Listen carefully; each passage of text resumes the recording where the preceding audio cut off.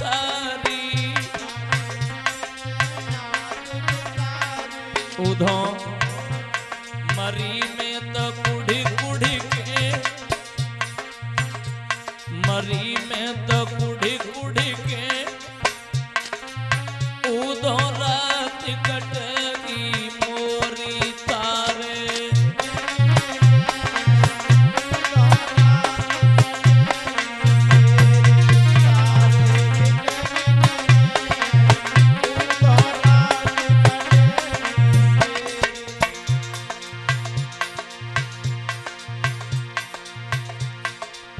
और राधा आगे बढ़कर के बोली उधो एक बात बताओ हमें कौन सी अरे कैसे मिलन ओए मेरे उधो नटवर कुंज बिहारी से उन माधव मदन मुरारी से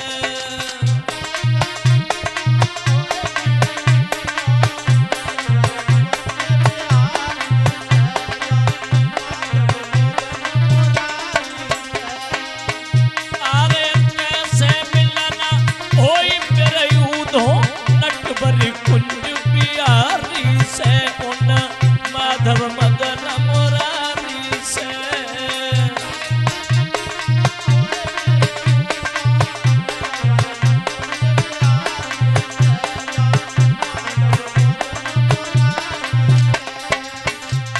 उधो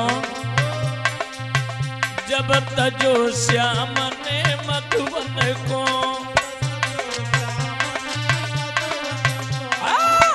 जब तजो श्याम ने मधुबन को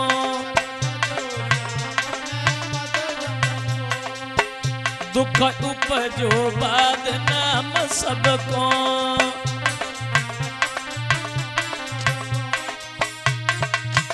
अरे सुनी से जहाँ में डर लागे विरह की बीमारी से माधव मदन मुरारी से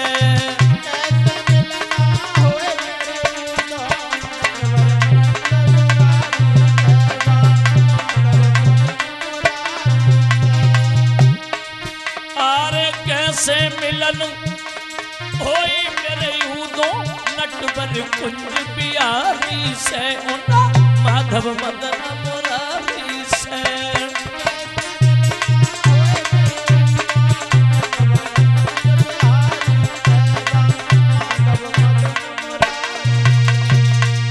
उधो ने समझाया चिंता नहीं करो और उधो समझाने के बाद वहां से भागवत श्रोता चले गए। कन्हैया ने एक समुद्र के अंदर 48 कोस लंबा एक नगर बसाया जिस नगर का नाम पड़ा था दोहरे का। अब आइए संक्षेप में तुम्हें बताएं। अरड़त नगरी के रहने वाले महाराज रेवतक, इनकी पुत्री का नाम था रेवती। भगवान के बड़े भैया बलराम की शादी रेवती के साथ कैसे भाई?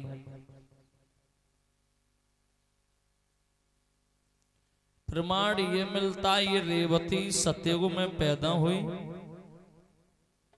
और इनका विवाह द्वापर में हुआ था। रेवती की लंबाई 21 हाथ की थी। अब क्षमा चाहेंगे हम मां थे तो नहीं, प्रमाण में मिला है। रेवतक ब्रह्मा जी के कहने के अनुसार बलराम जी के साथ शादी करने के लिए तैयार हुए।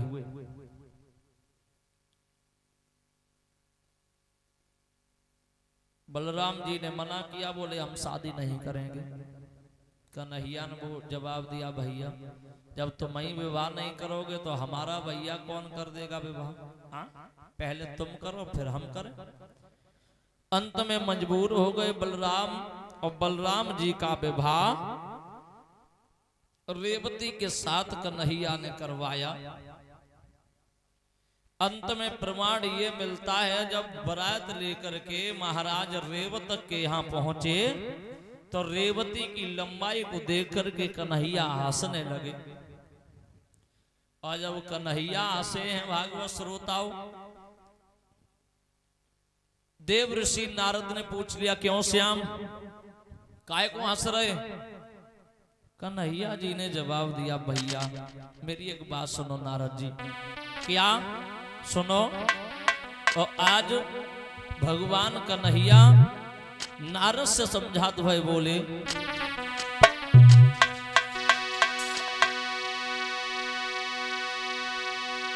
कि मेरा छोटो है भैया हो इतनी लंबी हो जाई। गुरुदेव देख नहीं रहे हो तुम? क्या मेरा छोटो है भैया हो इतनी लंबी हो जाई। आकाश बस इन्हें देख कर हंस रहे हैं सभी, बस इन्हें देख कर हंस रहे हैं सभी।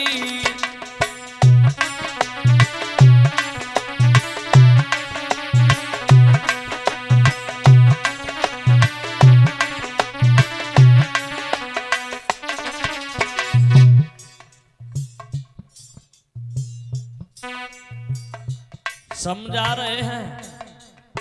और भगवान कन्हैया ने नारद जी से एक बात कही, नारद जी मेरी एक बात सुनो। मेरा छोटो है भैया इतनी लंबी हो जाई। बस ये ने देख कर हंस रहे सभी, बस इन्हें देख कर हंस रहे सभी।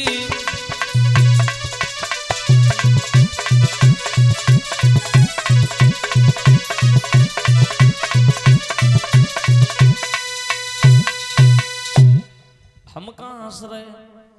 कितनी लंबी भाभी और कहाँ हमारे भैया बलराम? हम नहीं बल्कि ये सब बारात के लोग हंस रहे हैं। और देव ऋषि नारद से कन्हैया ने एक बात कही, नारद जी पहली बात तो जो पालकी में बैठे ना जा पे, काय को लंबी इतनी है, इतनी बड़ी पालकी कहां से लाएंगे? हा? कोई बात ना है, हम रेवती को हिंसा द्वारिका तक पैदल ही पैदल ले जाए। इतने लंबे तो हमने महल ना बनवाए जो रेवती अंदर घुस जावे। कोई बात नहीं, हम महल तोड़वा के दूसरे महल बनवा लेंगे। लेकिन भला दुनिया के लोग क्या कहेंगे कि कहां बलराम और कहां बलराम की पत्नी? और कन्हैया बोले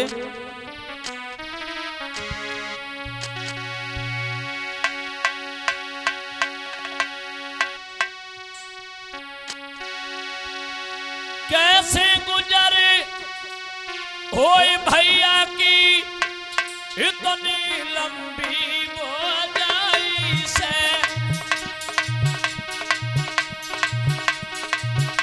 वो प्यारी भवन हमारी से।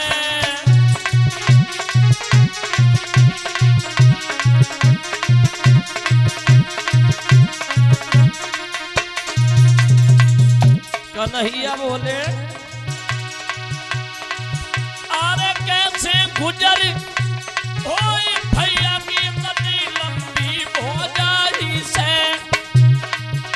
वो प्यारी भवन हमारी से।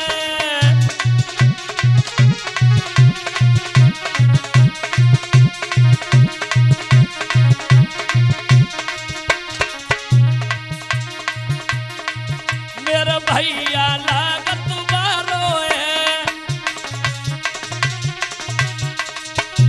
भगवान कन्हैया बोले मेरा भैया लागत बारो है। राजा ने कहा विचारो है।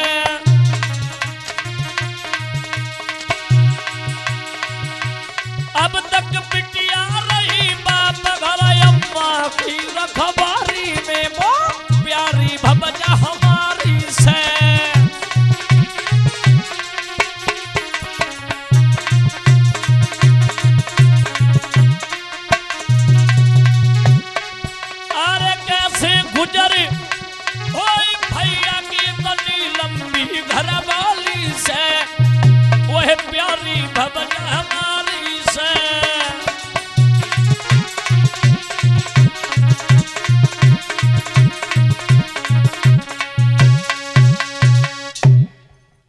देवर्षि नारद ने बलराम से जाकर के कही, और बलराम से एक बात कही, क्यों बलराम, काय को हंसी करवा रहे हो? बलराम जी ने जवाब दिया, हम क्यों नारद जी हंसी करवाएंगे, मेरा क्या मतलब है हंसी करवाने का।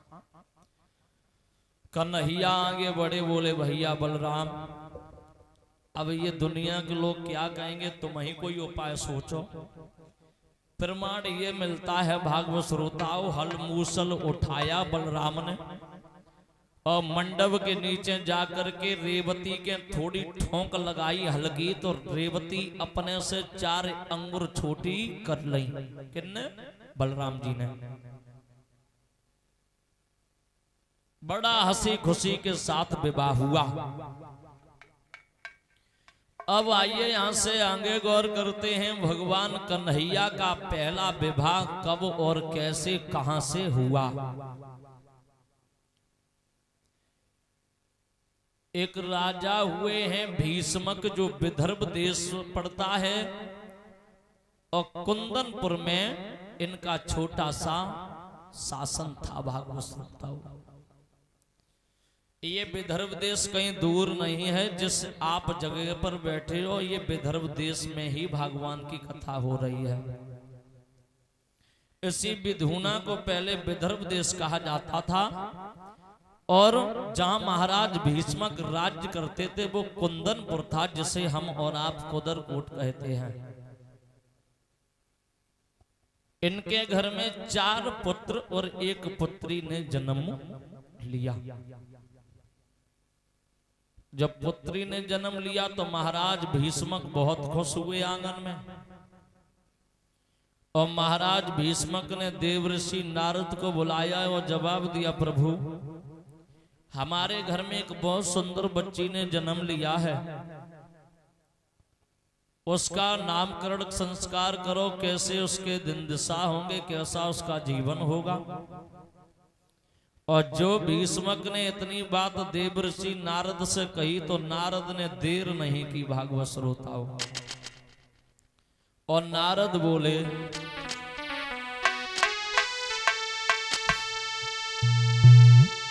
सोने राजा की बात मुनि ने हाथ पत्रिका लिया, मन छोरी पाती लगभौरे के नाम धरि दियो। हे महाराज, अरे रुक्मिणी जाको नाम सिद्ध सब काम देवने कियो।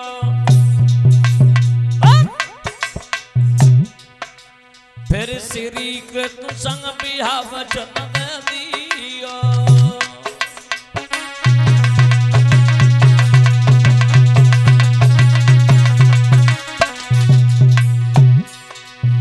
भीष्मक से देवर्षि नारद बोले हैं, हे महाराज भीष्मक, तुम्हारी बच्ची का नाम है रुक्मिणी, बहुत चतुर चालाक निकलेगी तुम्हारी कन्या, और जिस समय तुम्हारी कन्या का विवाह होगा तो भगवान कन्हैया के साथ होगा। कैसे कही? बहुत बढ़िया।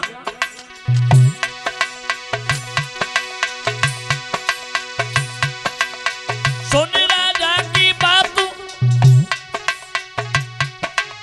सोने राजा की बात मुनि ने हाथ पत्रिका लियो, पत्रिका लियो।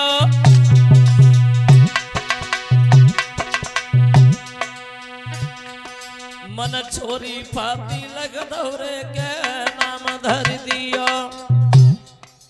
हे महाराज, हे रुक्मिणी जाको नाम सिद्ध सब काम देवने कियो, और श्री के संग बिहा वचन दे दियो।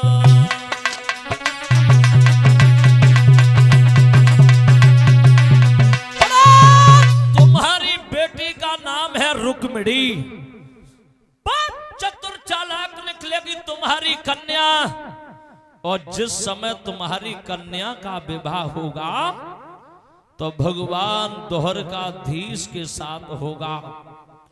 और जो इतनी बात भागवत श्रोताओं सुनी है भीष्मक ने कि हमारे दामाद कन्हैया बनकर के आएंगे तो हमारी तो जिंदगी संभल जाएगी। भीष्मक गद्दी से उछल पड़े हैं भागवत श्रोताओं। वाह भाई वाह। आरे खुशबकती छाए गई तन में,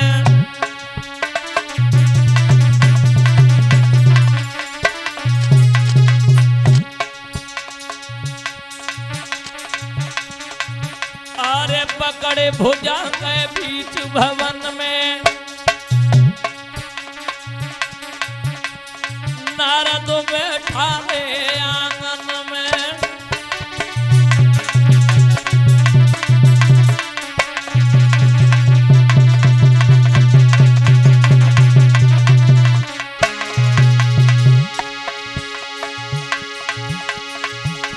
अरे खुशबकती छाई गई तन में और पकड़ भुजा के बीच भवन में। इन्हों नारद बैठा रे आंगन में, पकड़ भुजा के बीच भवन में।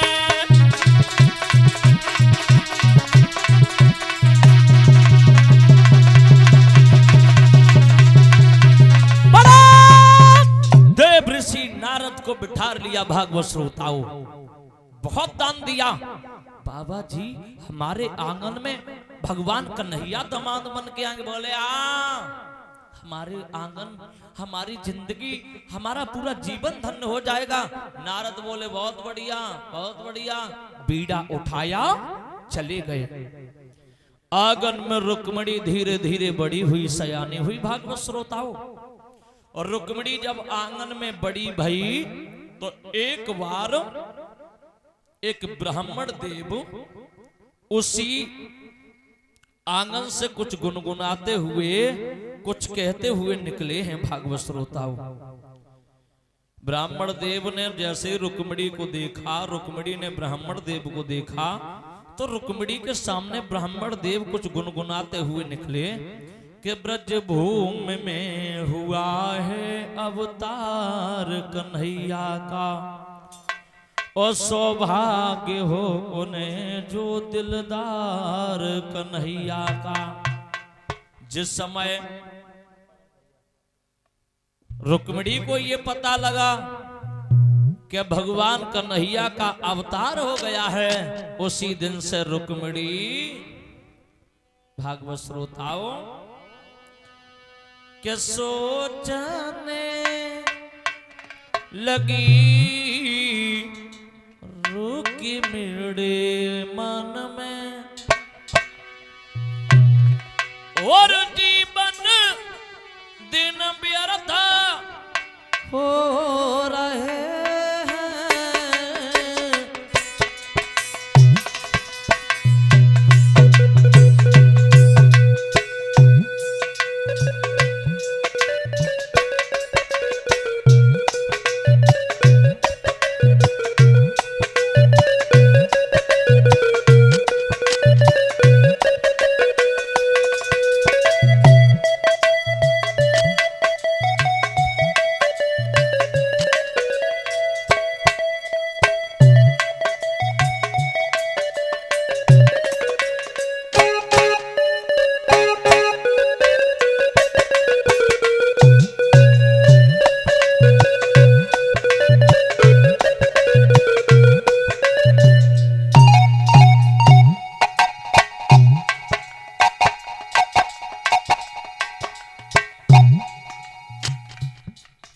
सोते उठते जागते फिरते रुक्मिणी केवल भगवान का ही गुणगान कर रही है।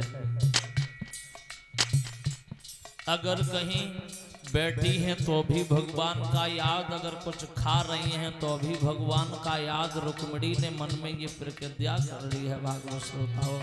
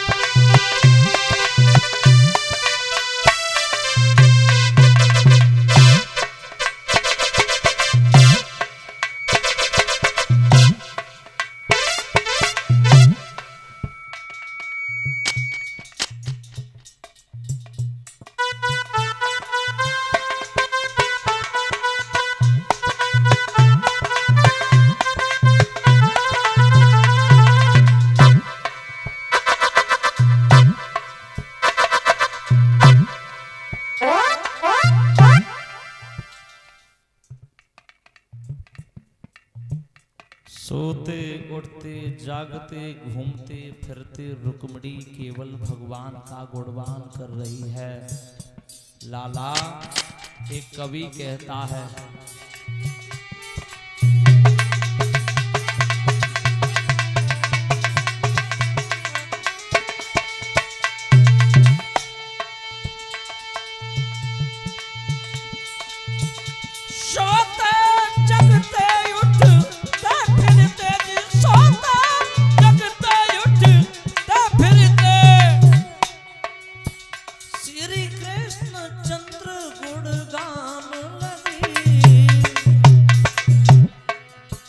सकियन में जो चर्चा छिड़ी जावे, सकियन में जो चर्चा छिड़ी जावे, मोहन के गीत सुनान लगी।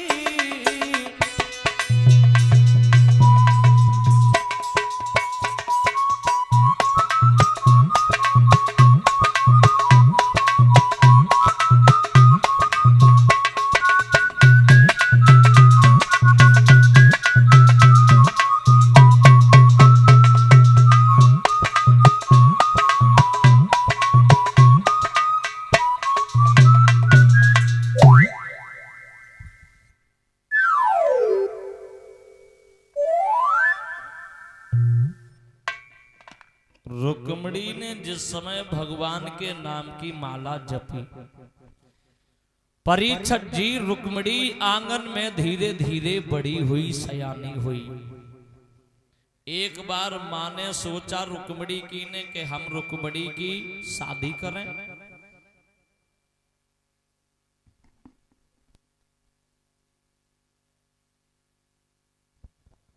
और एक बार रुक्मिणी की मां ने दासी को बुलाया। एक बात और बताए माताएं बहनें, जरा शांति बनाए रखें।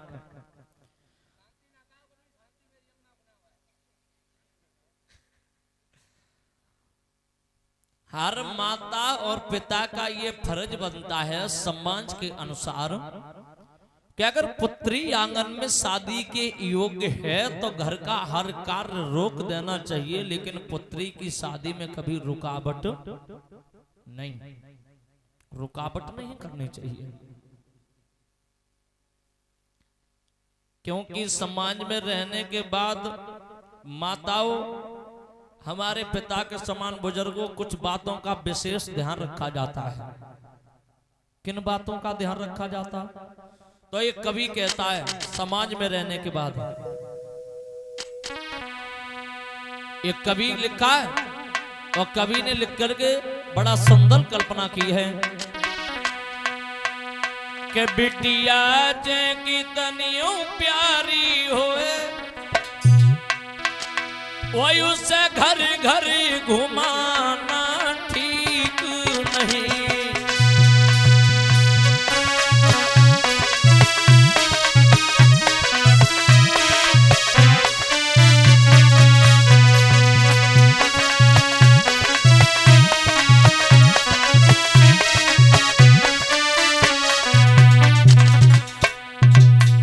परीक्षित जी, समाज में रहने के बाद कुछ बातों का ध्यान रखा जाता है।